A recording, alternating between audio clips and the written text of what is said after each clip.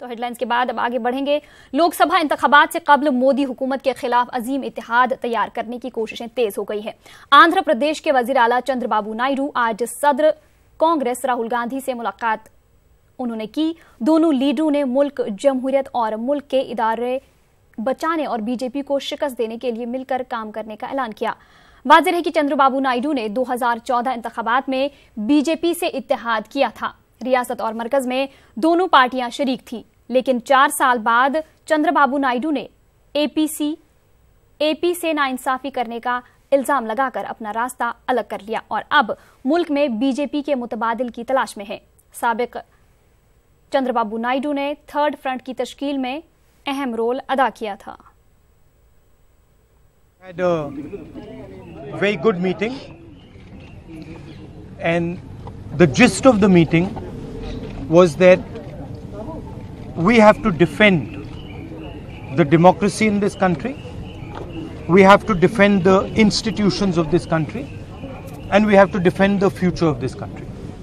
And so we are coming together, we're going to work together, and all opposition forces are going to work together to defend India, our institutions, and our democracy. What is happening in the country, because of the situation in the country, that all opposition forces get together and provide a vision to the country. We are going to work together to make sure that the BJP is defeated and the attack on our institutions, the attack on the democratic foundations is stopped. Sir, and we are going to win. A doubt about our past, it is a democratic compulsion now. We have to join together to protect this country. Not only two parties, those who are all opposing BJP, we want to organize everybody. We wanted to bring in common platform. We want to chalk out a program for future. If you won't protect democracy and also institutions, you are all watching what is happening. I am in politics for the last 40 years. Never I have witnessed this type of administration or demolishing the institutions one by one, even including RBI, even CBI, even ED, income tax, you name any institution, even governor's institution, even Supreme Court, even if you see yesterday Rafale, where are you going? This type of things are happening. We are very happy. We are working together. I requested Rahul ji also to discuss in their party. I proposed to all political parties, we will have one meeting to check out a program for future. So we will work all these things. Our main motive is save nation. Your motive is who is your Prime Minister, who is others. Their motive, your interest is sensationalism. Yeah. Right? You want sensation, but we have to work together to deliver people's aspiration and the future. Telangana में गैर BJP और गैर TRS हुकूमत तश्कील देने के लिए कायम किए गए अजीम इत्तेहाद में सीटों की तकसीम को कतियत दे दी गई है। वाज़ेह है कि टीआरएस को तेलंगाना में इक़्तिदार से दूर रखने के लिए कांग्रेस, तेलुगुदेशम, टीजेएस और सीपीआई ने अजीम इत्तेहाद कायम किया है।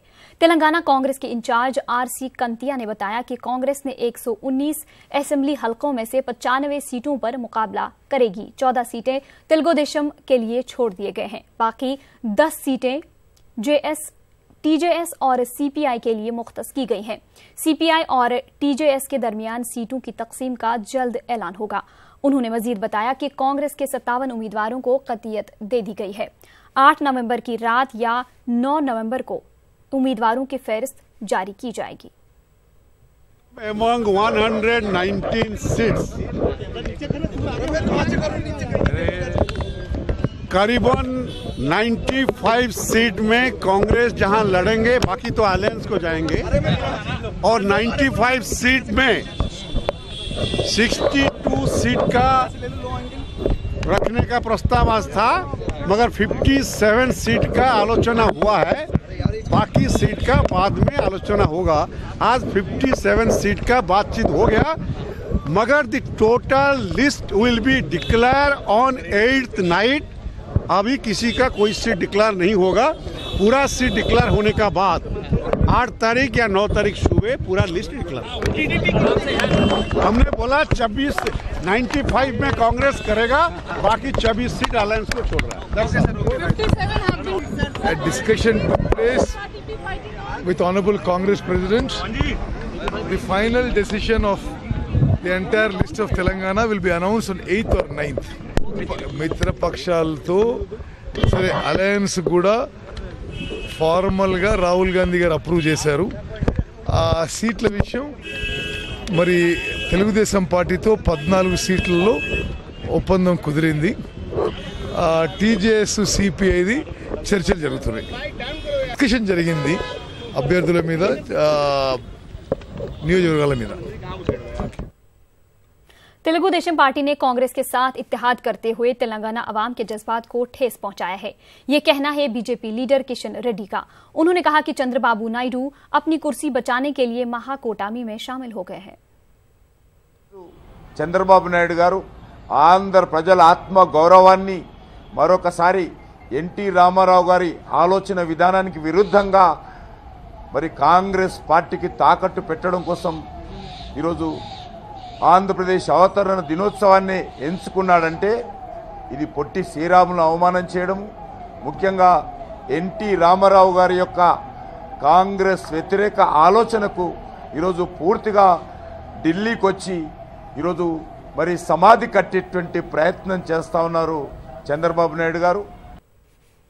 कांग्रेस और तेलुगु देशम तेलंगाना की धोखेबाज पार्टियां हैं। उन्हें इन तेलंगाना की आवाम इंतखाबात में जरूर सबक सिखाएगी। अपने दौरे महबूब नगर के मौके पर कारगुजार नायब वज़ीर आला ने ये बात कही। इंतखाबी तशहीरी मुहिम के दौरान महमूद अली ने कांग्रेस और तेलुगु देशम पर कड़ी तनकीद की। उन्होंने कहा कि तेलंगाना में आवाम के लिए केसीआर ने कई फलाही स्कीमें शुरू की हैं, जिसके सबब तेलंगाना मुल्क में तेजी से तरक्की करने वाली रियासतों की फहरिस्त में शामिल हो गया है। तेलंगाना स्टेट को अगर किसी ने बैकवर्ड किया है तो यही कांग्रेस पार्टी है, यही तेलुगु देशम पार्टी। हमें नहीं चाहिए, ना कांग्रेसियों का इख्तिदार चाहिए, ना दिल्ली का इख्तिदार चाहिए। जिस तरह सीनो अन्ना कहते हैं कोई भी स्कीम आती तो सब उसे उलट पलट कर खत्म किया जाता था कांग्रेस के दौर में, पर कहीं सही तरीके से इम्प्लीमेंट नहीं किया जाता था।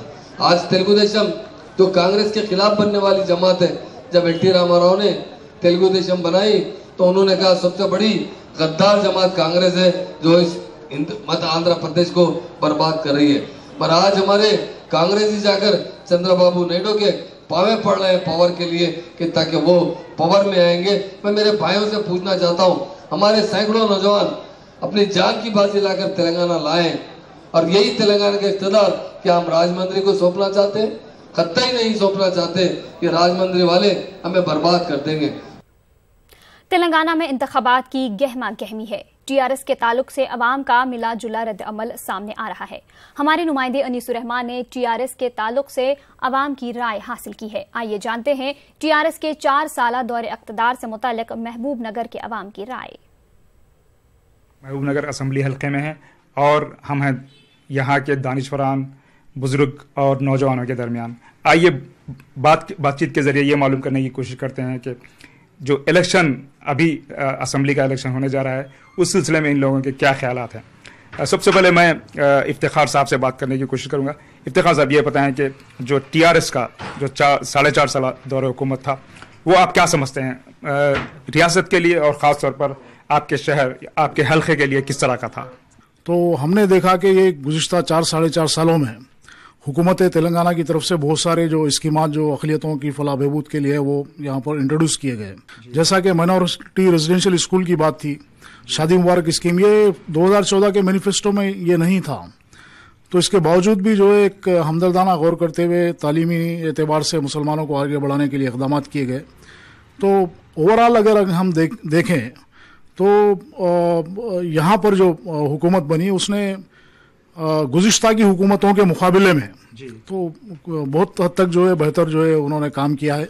छोटे मोटे स्कीमों से मुसलमानों के मसाइल हल होने वाले नहीं है, क्योंकि मुसलमान सच्चर कमेटी रिपोर्ट के हिसाब से मुसलमान दलितों से भी कमज़ोर है। तो मुसलमानों को बुनियादी तौर पर ऊपर लाने की ज़रूरत है, इसलिए 12% तहफ़्फ़ुज़ात देना ज़रूरी है। रिजर्वेशन के ताल्लुक से जो हमारे केसीआर साहब, जनाब केसीआर साहब ने जो इक़दाम लिए उठाए थे, असेंबली में तो वो बिल पास कर पार्लियामेंट तक भिजाए हुए हैं। हमें उम्मीद है आने वाले दौर में भी केसीआर साहब की हुकूमत तेलंगाना में कामयाबी के साथ आएगी। तो आने वाले पार्लियामेंट में वो किसी भी तरह मनाकर 12% रिजर्वेशन लाने की पूरी कोशिश करेंगे। आंध्र प्रदेश की अपोजिशन पार्टी के लीडरों ने गवर्नर ESL नरसिम्हन से मुलाकात की। उन्होंने जगन मोहन रेड्डी पर हुए हमले से मुतालिक केस की सूरत-हाल से वाकिफ कराया। उन्होंने गवर्नर से इस मामले में मुदाखलत करने की अपील की और जगन मोहन रेड्डी को सिक्योरिटी फराहम करने की अपील की।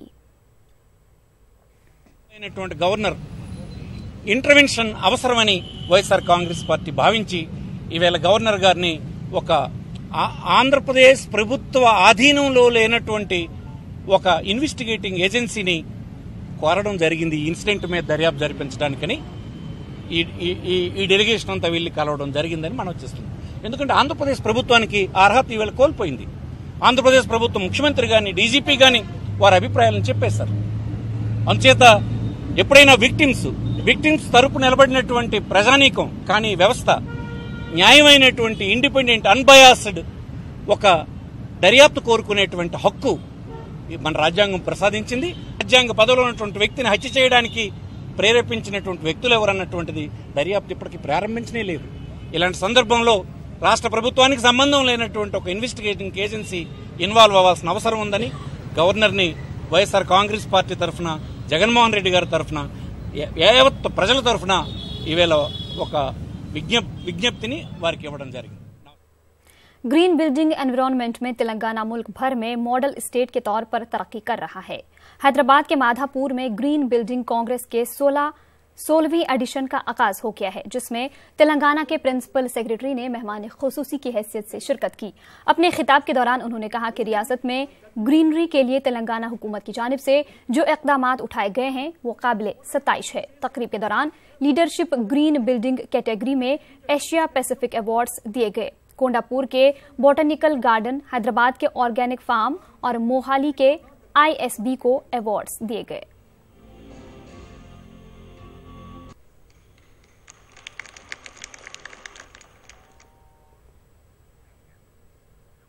मुल्क में आए दिन अशियाई जरूरिया की बढ़ती कीमतों से अवाम परेशान है। पेट्रोल डीजल के साथ साथ अब LPG सिलेंडर की कीमतों में भी हर माह इजाफा हो रहा है।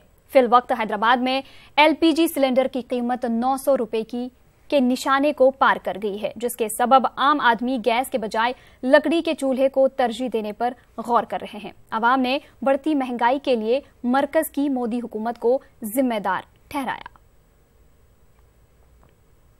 बढ़ गया, हम ऑटो को चलाते, क्या चला के क्या गैस घर में चलाना, क्या करना, अपने प्रॉब्लम किसको बोलना। एक ही एकदम 950 रुपये बोल तो कहाँ से लगाएंगे। हम लोगों का गरीबों के लिए बहुत असर पड़ रहा है। गैस रेट बढ़ गया, ये सब का रेट बढ़ने से हम लोग का बहुत मुश्किल हो रहा है। पहले 600 था, अभी 1000 तक चला जा रहा सिलेंडर का रेट। पहले पेट्रोल का रेट भी बहुत कम थे, 40 रुपये 50 रुपये होता था। सब जने नॉर्मल लोग के भी अच्छा रहता था फिरने के लिए। अब थोड़ा मुश्किल हो जा रहा बहुत। पेट्रोल का रेट जो बढ़ते हुए 100 तक चले जा रहा और सिलेंडर का रेट बढ़ते हुए 1000 तक चले जा रहा। हर महीना पेट्रोल रेट बढ़ते जा रहा, गैस का रेट बढ़ते जा रहा। कम से कम 1 साल से वो कम होने वाला तो देखो तो कम नहीं कर रहे, हर महीना बढ़ते जा रहा। गरीब लोग कैसे जीने का है। गैस का रेट इतना ज़्यादा बढ़ने से हमारे को लेने के लिए बहुत तकलीफ होता है। इसी के लिए सेंट्रल गवर्नमेंट ये है कि कुछ रेट कम करे, पब्लिक के लिए भी बहुत बेहतर होगा। अभी 5-6 महीने से पेट्रोल का रेट, गैस का रेट बहुत टू मच बढ़ रहा साहब। आम पब्लिक कुछ खरीद नहीं सक रही। अब आइए रुख करते हैं खास बात आंध्र प्रदेश का। सबसे पहले हेडलाइंस। आंध्र प्रदेश के वजीर आला एन चंद्रबाबू नायडू का दिल्ली दौरा, गैर बीजेपी पार्टी लीडरों से मुलाकात, मुल्क और नई नस्ल के मुस्तकबिल को बचाने का जाहिर किया आज़म। बाबली केस की सुनवाई कर रहे धर्माबाद जज को मिला धमकी आमेज मकतूब, केस को खारिज करने की अपील, पुलिस जांच में मसरूफ। आंध्र प्रदेश में टीचर्स की भर्ती के लिए ऑनलाइन दरख्वास्त दाखिल करने का अमल शुरू। 16 नवंबर तक दाखिल किए जाएंगे दरख्वास्त फॉर्म। तिरुपति में बदउनवानी के खिलाफ निकाली गई रैली, स्कूली तलबा ने की शिरकत। बदउनवानी से पाक समाज की तामीर में ही मुल्क की तरक्की मुमकिन।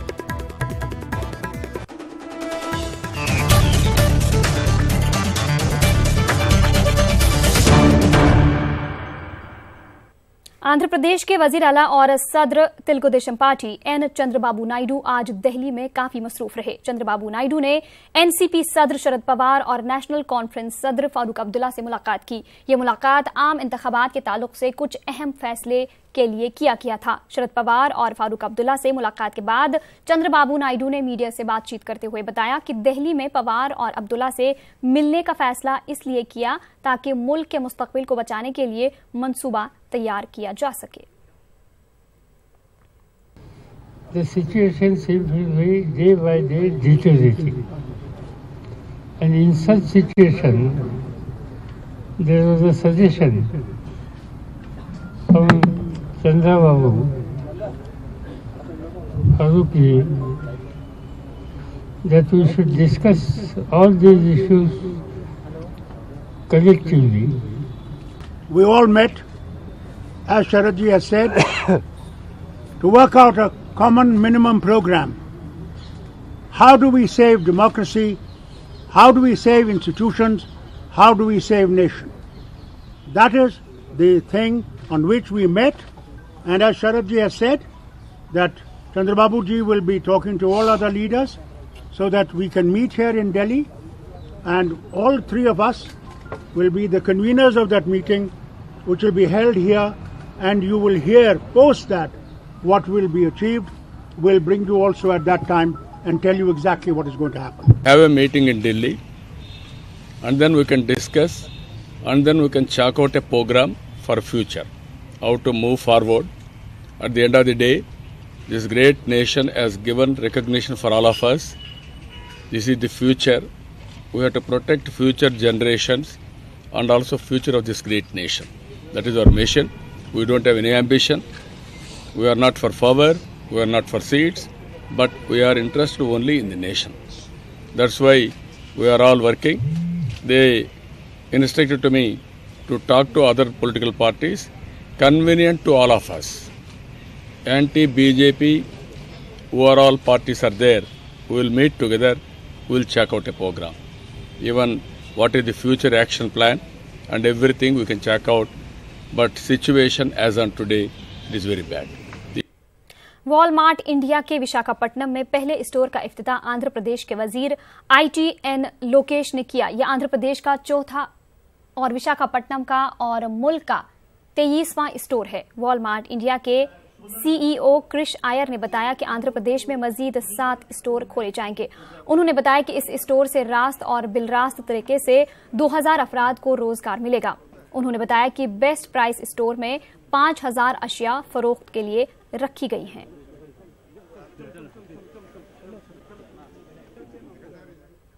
धर्माबाद के जज को धमकी आमेज मकतूब मौसूल हुआ है। इस मकतूब में बाबुली केस जो कि चंद्रबाबू नायडू से जुड़ा हुआ है, इस केस को खारिज करने की अपील की गई है। बसूरत दीगर जज को हलाक करने की धमकी दी गई है। नांदेड़ पुलिस इस मामले की जांच कर रही है कि आया ये मकतूब कहां से आया है। इतला है कि एक NGO तंजीम की जानिब से मकतूब रवाना किया गया है जिसका ताल्लुक हैदराबाद से है। आंध्र प्रदेश में टीचर्स की भर्ती के लिए दरख्वास्तों के अदखाल का अमल शुरू हो गया है। आज से 16 नवंबर तक ऑनलाइन दरख्वास्तें कबूल किए जाएंगे, जबकि फीस जमा करने की आखिरी तारीख 15 नवंबर है। रियासत भर में 7000 से ज्यादा टीचर्स की असामियों पर भर्ती के लिए गुज़िश्ता माह की 26 तारीख को हुकूमत आंध्र प्रदेश ने नोटिफिकेशन जारी किया है। इस बार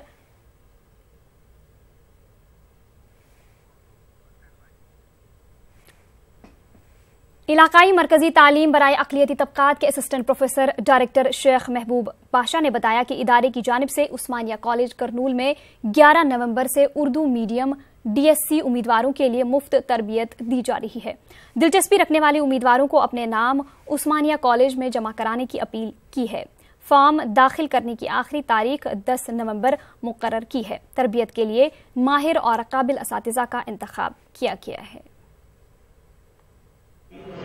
2018 के उम्मीदवारों के लिए इलाकाई मरकजी तालीमी तरक्की बराए अक़लियती तबक़ात CEDM की जानिब से मुफ्त कोचिंग क्लासेस का एहतमाम किया जा रहा है। इसके लिए माहिर असातिज़ा का भी इंतखाब किया गया है और ये क्लासेस एक तारीख से 1 महीने तक का कोचिंग दी जाएगी। इसके लिए उम्मीदवार अपने अपने दरख्वास्त फॉर्म हमारे ऑफिस यानी उस्मानिया कॉलेज रूम नंबर 54 में दाखिल करें तो इंशाअल्लाह क्लासेस का आगाज 11 नवंबर से होगा। 10 नवंबर तक हम एप्लीकेशंस लेंगे ताकि दरखास्त फॉर्म हासिल करेंगे। जितने भी बच्चे आएंगे Telugu medium, Urdu medium and English medium 3 medium के अंदर कोचिंग BSc की दी जाएगी, जिसके लिए आप लोग जल्द अज जल्द हमारे कॉलेज में, हमारे इदारे में आकर इस सुनहरी मौके से इस्तेफादा हासिल करें तो आज नवाजिश होगी। करनूल जिला ज्वाइंट कलेक्टर की हैसियत से आज रवि प्रकाश शेट्टी ने जायजा लिया। उन्होंने बताया कि वो जिला करनूल में रेवेन्यू और सिविल सप्लाई निजाम को दुरुस्त करने की कोशिश करेंगे और आने वाले इंतखाबात को शफाफ बनाने की कोशिश करेंगे। आज मैंने करनूल ज्वाइंट कलेक्टर की हैसियत में यहाँ पे चार्ज लिया है। कुछ बातें मेरे जानकारी में हमारे रेवेन्यू स्टाफ लेके आए हैं। उसमें डॉटेड लाइंस ग्रीवेंस रिड्रेसल के इश्यूज और सिविल सप्लाईज में कोई बातें स्ट्रीमलाइन करने की आवश्यकता है महसूस की जा रही है जिला में। तो इन सारे विषयों पे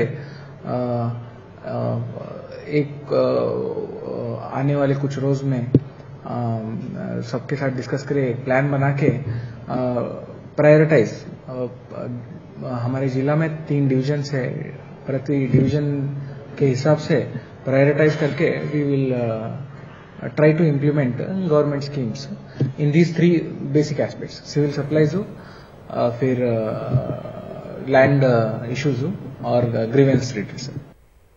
अदुनी बल्दिया काउंसिल हॉल में आज काउंसिल मीटिंग का इजलास मुनक्किद हुआ। इस मौके पर तमाम काउंसिलर्स के अलावा वाइस चेयरमैन, बल्दिया कमिश्नर और हुकाम मौजूद रहे। इस काउंसिल में मीटिंग में कुल 63 मुद्दों को जेर बहस लाया गया।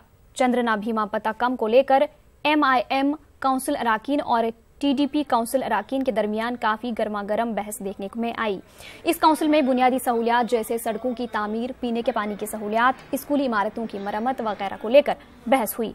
राम लंगेश्वर बल्दिया कमिश्नर ने बताया कि वाटर टैक्स और घर के टैक्स कम करने के मामले को अगली काउंसिल मीटिंग में शामिल किया जाएगा।